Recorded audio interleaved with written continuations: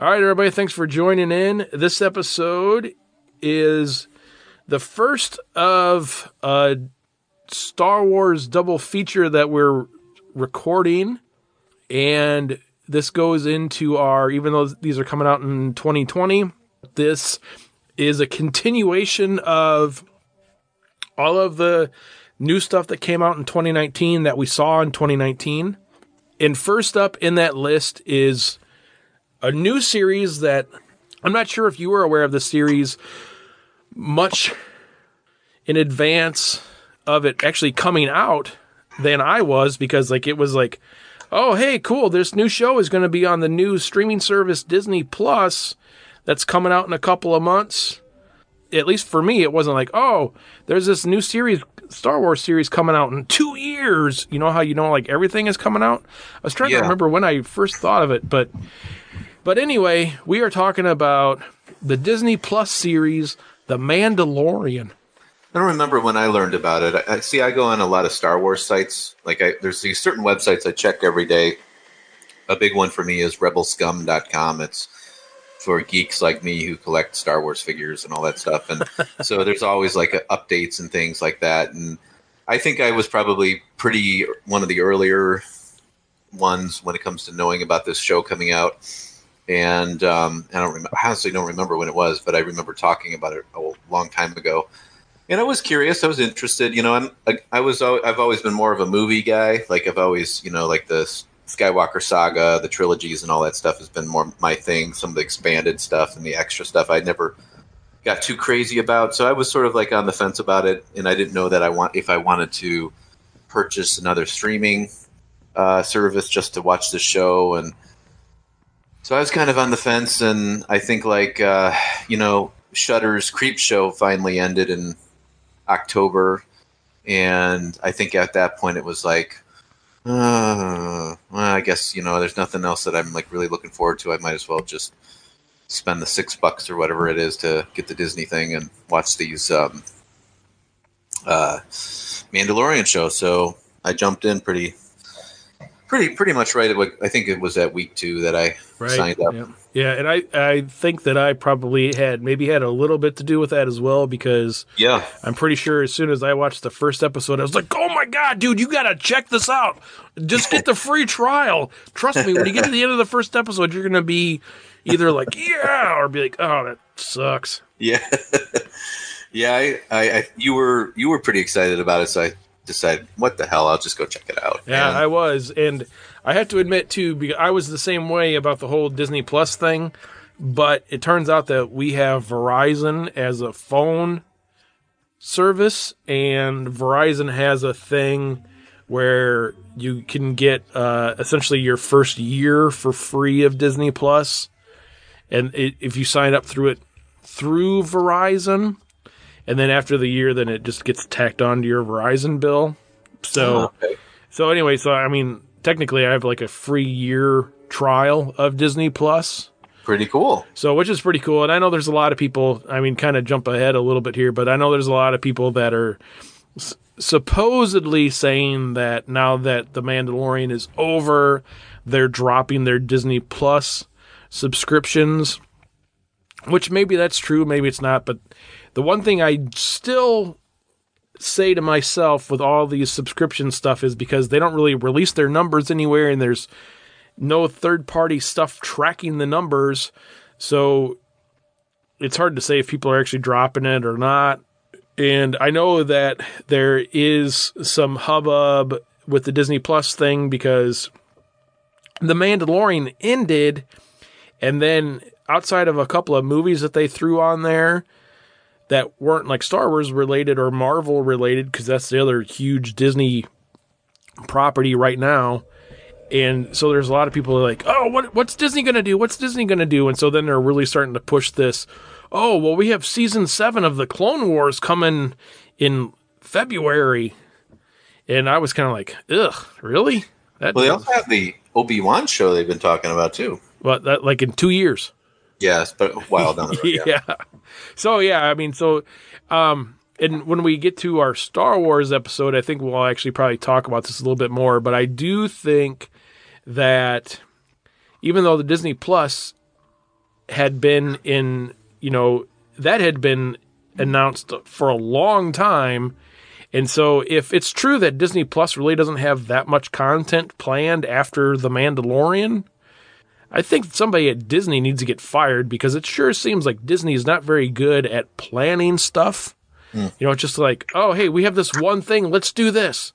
Yeah, right. We don't need to worry about the future at all. It'd just all fall into place.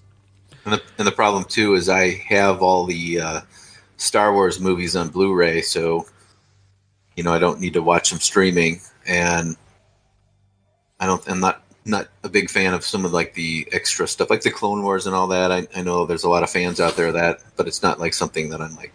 Well, and that was the other thing too with like that, because everybody's like, oh, there's a new season of the Clone Wars coming out, and I had never watched the Clone Wars before. I think I've seen an episode or two here or there, and so the other day I was like, I'm like, oh, now that I'm done with Mandalorian, I'm on vacation. You know what? I'm going to watch some Clone Wars. And I did watch a few episodes of that, but I have to tell you, I mean, it is set in the same world or the same time period, but man, those are almost exactly just like watching the prequels. They're hard to watch. It's like, ugh. There's like one episode I watched that was like all Jar Jar Binks. I'm like, oh, what the fuck is this bullshit?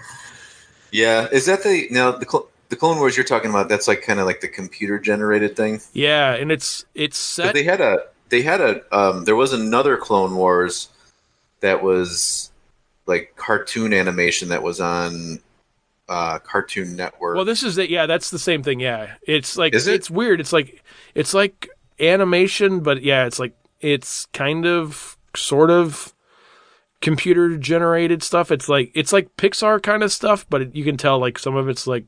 Oh, no. This is like, there's actually two. There's another one. Yeah, what you're talking about, like the Pixar related stuff. I think that's the more popular one. But there's also one that came out before that was more like regular cartoon animation. That I remember watching some of that with my son way back, like in the early 2000s, like when Attack of the Clones came out. I think it was like before or after.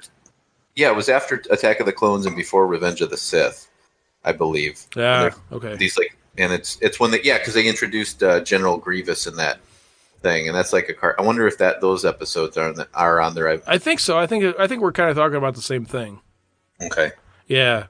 So, but anyway, yeah, I was like, this is like watching the prequels, and I'm sorry, but I do like Episode 2. I think we've talked about this like every Star Wars episode. I do like Episode 2, mainly because Natalie Portman's tied to a stake, and in that. Whatever that white outfit she's got going on with her midriff all showing and stuff.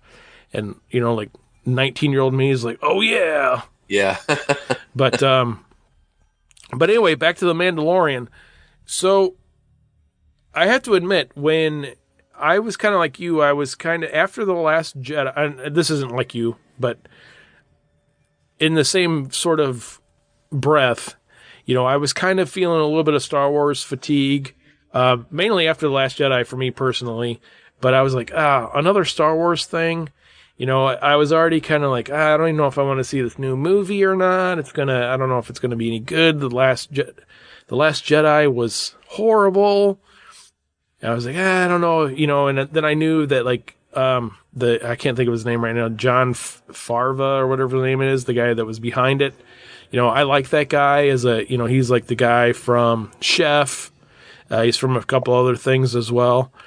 But, I was kind of like, I don't know if I want that guy involved with Star Wars. It's kind of like having, you always see Kevin Smith with all this like action figure, or not action figure, comic book hero stuff, the Marvel stuff, and Kevin Smith's popping up all over the place. And he does it too with Star Wars and stuff. I'm like, I don't want to see Silent Bob and telling me about Star Wars and shit.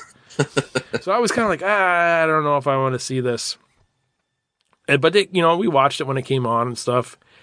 The Mandalorian, to me, had the same feel that Rogue One had, which I was like, oh, this is cool. So, and what I mean by that is you feel like it's a Star Wars movie. You can tell you're in the Star Wars universe.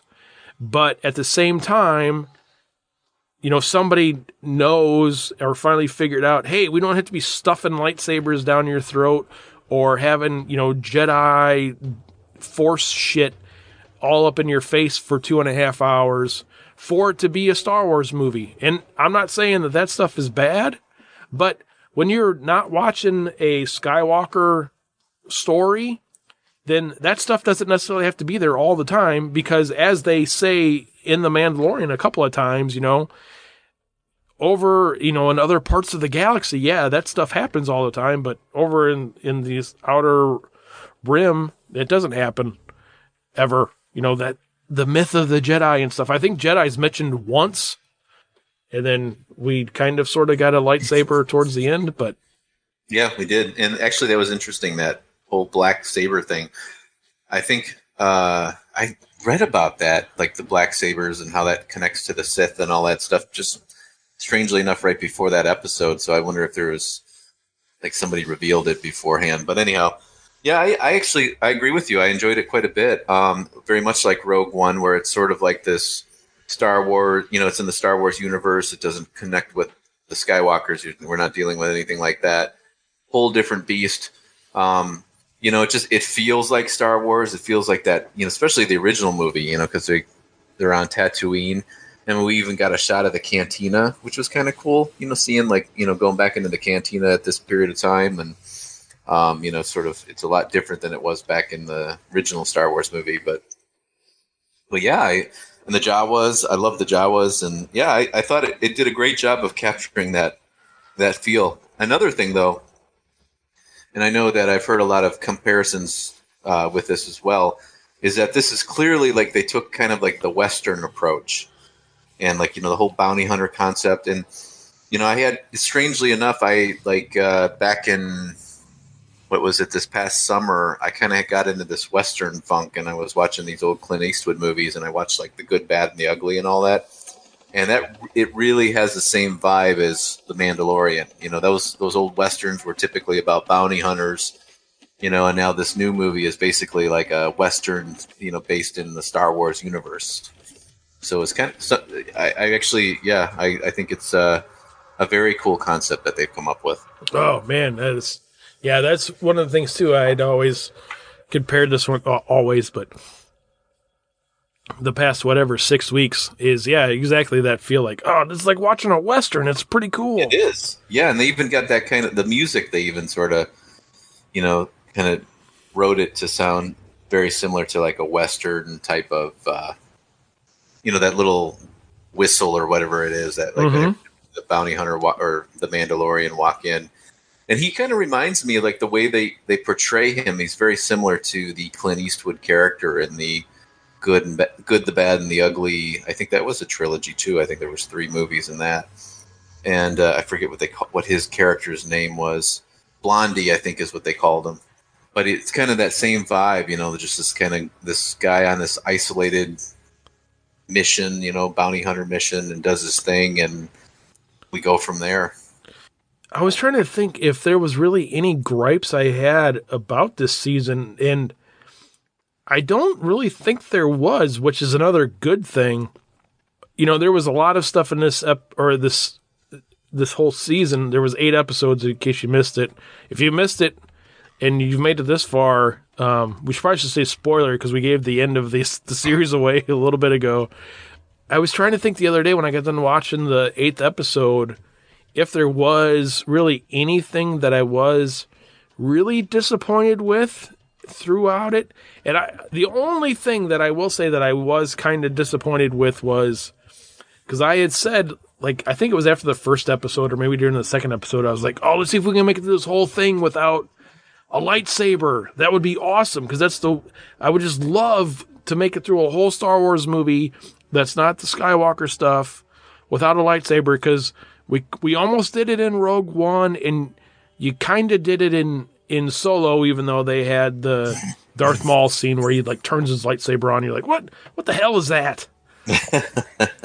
And then you get to the very last scene, and then the guy cuts his way out of the TIE fighter with the black saber. And at first, when I first saw that, I was like, whoa, fuck, there's a lightsaber, god damn it, at the end of the thing. And then, but like you had said, but after the fact, I I watched a couple YouTube videos about it, and then I was like, oh, okay, well that makes sense now. If I actually would have known like because I mean I'm a Star Wars fan, but I'm not like a uber Star Wars nerd, so I don't know all of this stuff. And I'm sure there was some guy out there like creaming his jeans with like, oh my god, it's the black saber! Oh my god, I can't believe they brought it out. Kind of a thing. But Right. at first I was like, oh fuck, another lightsaber! God damn it! But then after I learned the history of it, I was like, oh okay, that's kind of cool. But yeah, other than I mean, I don't think there was really any sort of anything really that I was like, oh, I wish they wouldn't have done that, or I wish they would have done it this way, or I mean, the whole thing, I was like, oh, this is great, Yeah, I don't think I had any gripes with it. I think it was done well. It was a good story. I mean, it's kind of interesting now because going back to as a kid when, playing with your Star Wars figures and you're coming up with these, storylines that obviously go in between the trilogy of, the original trilogy back then, obviously. And it's like, it seems like, oh yeah, I could picture taking a bounty hunter figure and like, making this whole new adventure. And that's kind of what this really is. It's just sort of expanding what we've, this universe that George Lucas created all so long ago and taking it into all these new creative directions and having a good time with it. And I'm kind of glad that they're able to do that now with Disney. I know Disney's gotten a lot of, people are pretty upset with some of the decisions they made, but I think they've, there's in a lot of ways they've made some really good decisions with the property too. And I think that the Mandalorian TV show, I think that's, shows that they're moving in the right direction. Yeah. So what do you think of this whole, like, the child, also known as Baby Yoda? What are your thoughts on this? Because this has become like the new thing, this has become the new pop culture thing. Oh, I love it. I love it. And man, I watched that first episode because that was part of the thing when I was like, oh, you got to watch it. Because I watched it and then it got to the end of it because I watched it by myself. And I got to the end and I was like, oh, and I didn't even know anybody else was calling it. I was like, there's a Baby Yoda in that thing. And then like I made my wife watch it because I was like, you got to see this and just wait till the end because then you're going to be hooked to the show. And then, Baby Yoda came out and then, like she wanted to watch it for Baby Yoda.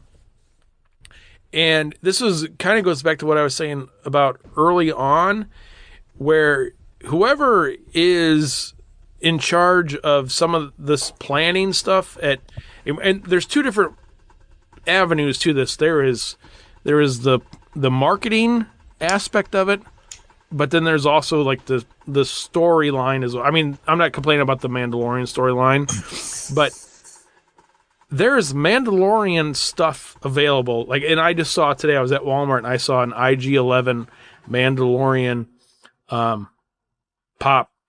Funko Pop guy. And I saw the chick, the hot bounty hunter chick. I saw her action figure the other day, and I wish I would have bought it when I saw it because I didn't realize they were going for like $60 on eBay. Oh wow, really? Yeah. And so, but anyway, so I mean, there is some Mandalorian stuff out there, but there's no Baby Yoda stuff. And then they're like, oh, well, we didn't want to spoil it. I'm like, what the fuck are you talking about? You guys have wrecked almost every goddamn movie with your stupid toys. And then you're going to be like, oh, well, we don't want to spoil the ending of the first episode of this 8-episode TV series by having a toy. Right. Now there's like pre-order stuff out there. There is, and I actually have one on pre-order, but oh, you do? I did get other Baby Yoda stuff for Christmas. I got a coffee cup, I got a couple of stickers, and I got like a 5x7 like drawing thing. Oh, funny! Because nobody else could find the Baby Yoda stuff. Because everybody's like, "Oh, I knew you were a Star Wars fan, and I was gonna get you a Baby Yoda, but this is all I could find." Yeah, I was thinking, with me collecting, I'm pretty much stuck in the retro stuff and vintage. Like, obviously I collect the vintage figures from the 70s and 80s, but now with this new retro line, that's all I basically collect now is stuff from the the old school stuff. And I actually have a vintage from 1980, an Empire Strikes Back Yoda, still carded, still in the packaging, and I have a loose one as well that's out of the packaging, but Yeah, the Baby Yoda. It's one of those things where, like, again, I just don't buy. I don't collect modern. I'll collect what Like, I think they're doing an Empire Strikes Back line with the retro collection. Those I'll pick up all of those for sure. But I don't know. I'm this kind of this weird. Like, it's got to be like this old school thing for me. I'm going to spend money on it. But one thing I wanted to mention too about this IG-11, and this is where I was kind of confused. Is like, I don't know if like effects have just kind of improved incredibly over the past few years or what, but is that a puppet or is that CGI? I can't tell. Oh, you know what? I don't know. 'Cause it almost seems like it's so real. Doesn't it look like it's just it's like really there I'm like you like look at the prequel movies and you can tell like, oh, that's CGI, oh, that's CGI, oh, that's not really there. But with that IG-11, like, I see that and it's like, I don't know if that's like a computer generated thing or if that's like a puppeteered prop, like a practical effect. And that's kind of one of the things I really like about this Mandalorian thing is if they are using CGI, they're doing it in a way that like you can't tell at all. You know what? Now that you say that, I don't know if I ever actually thought about it before because I just assumed it was a robot, I guess. I don't know. I mean, I was like, I never even, I guess it was so realistic. I never even thought of it. Are we to that point now where like some places like Disney just have so much money to throw at CGI that they're like, all right, we're going to make this look as real as we can, even though we can't get Tarkin's face right? Well, the question is it really, is that CGI? I don't know. I mean, or is it like a robot, like a prop that they did and they've got puppeteers and then they CGI'd out all the like, cables and lines or whatever. I don't know. That's a good question because like BB-8 and stuff is real. So, and that looks great too. Yeah. That BB-8 looks amazing. Like you look at BB-8 and you're like, and the new droid in Rise of Skywalker, Dio or whatever he's called. Yeah. Like, those look like they're like really there as opposed to like, you look back at the prequels again and it's like there's scenes where they show clones and you're like, oh yeah, that's not really there. Yeah. Well, I mean, I know that BB-8 is real. I would assume Dio is real as well. Yeah, I don't know. I guess I never thought of it. I mean, I don't know how you would do that realistically the way he spins and stuff. Man, I don't know. Yeah, I know. That's a good. So I guess the question is for any of you like uber Star Wars nerds out there listening to this. If anybody knows the answer to that, let us know. Right, exactly. And if we offended you earlier, I'm sorry. Not really, but I mean, I guess we didn't get too much into the actual guts of the Mandalorian, but it's an ongoing thing supposedly. So we'll see. I mean, I know that episode. I know that season 2 is confirmed for the fall of next year. So we got that to look forward to. And we'll see because, I mean, there's as of right now, there is no future Star Wars movies like definitively planned. So we'll see what happens. I mean, maybe in the foreseeable future, that's all we're going to have is all this stuff that's going to be on Disney Plus. Pretty much, yeah. Yeah, I give it a thumbs up for sure. I mean, I don't think I can go any other way than thumbs up with this show. It's a great expanded universe type Star Wars thing, and there's no way I could say if there's anything I disliked about it, nothing that could be like even really talked about or mentioned. It'd be so like nitpicky. I don't even want to bring it up. So yeah, I'm gonna definitely give it a big thumbs up. The only thing I can really complain about is that the hot bounty hunter chick didn't get naked. Too funny.